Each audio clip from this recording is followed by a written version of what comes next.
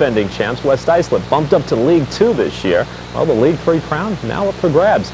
Two teams in the hunt for the League 3 title, Whitman and Smithtown East, both finished in the shadow of their League 3 champs. Whitman was runner-up to West Islip. Smithtown East finished second to Ward Melville in League 2 last year. Now this year, the Indians are the new addition to League 3. So they, like Whitman, have their sights on moving up that one final notch and replacing West Islip as the League 3 champs. Let's take a look at action Friday afternoon. Smithtown East High School, the Indians set to lock horns with the Wildcats of Whitman. Not the best weather. Then again, it doesn't matter if you come prepared. Were the teams prepared? First quarter game tied at 2. See all those red shirts out in front? Can't let that happen. Wildcats go up by 1. Indians come right back, still in the first. Kevin Henry rifles a pass to E.J. Youngling. John Fitzgerald crashes. Bingo! Game tied at 3. Now, if you think that was nice, watch this. Indians on the fast break. 1, 2, 3, 4 perfect passes. Youngling finishes it off. Indians take the lead. Later in the second, Mark Phillips picks his man. Smithtown East goes up 5-3. Whitman, time to talk things over. Checking sticks on the crease. All right, Garrett, call out check. Check sticks. All right, we had too many open sticks on the crease.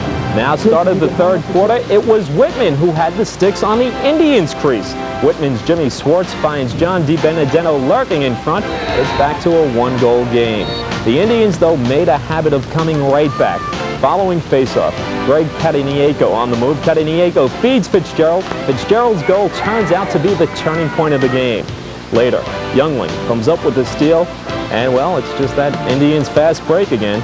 Easy as 1, 2, 3. Make it 7-4 Smithtown. Now still in the third quarter, Indians on the transition. Fitzgerald on the breakaway. Forget about it. No contest. Fitzgerald scores. Time for another Whitman powwow. Only problem is this time, well, coaches just don't know what to say. Throw their arms up. There was just no stopping Smithtown East. Youngling's goal gives the Indians a 7-goal lead. Remember, this was still in the third quarter. Like their fans, Smithtown East came well prepared. The Indians send a message to the rest of League 3.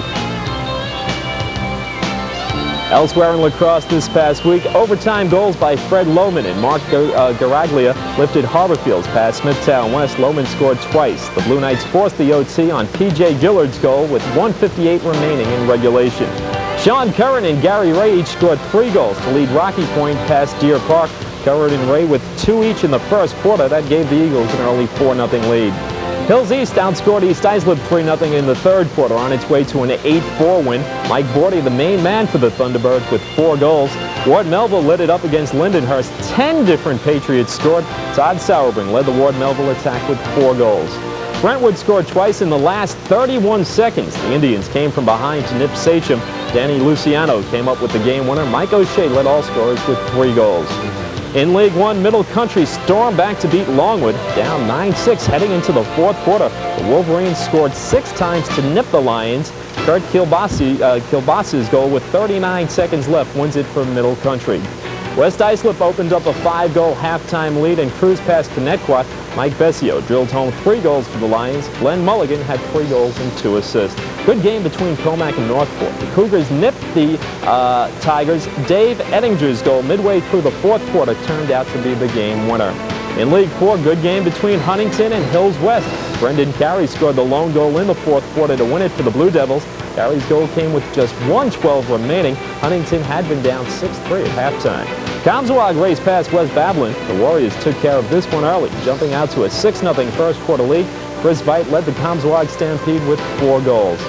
Well, as we did for baseball, let's now take a look at the lacrosse top 10, which we'll be bringing you each week just like the baseball top 10. Who's in the top spot? Well, who else? Ward Melville. In all likelihood, the perennial county champs will remain ranked #1 until someone knocks them off.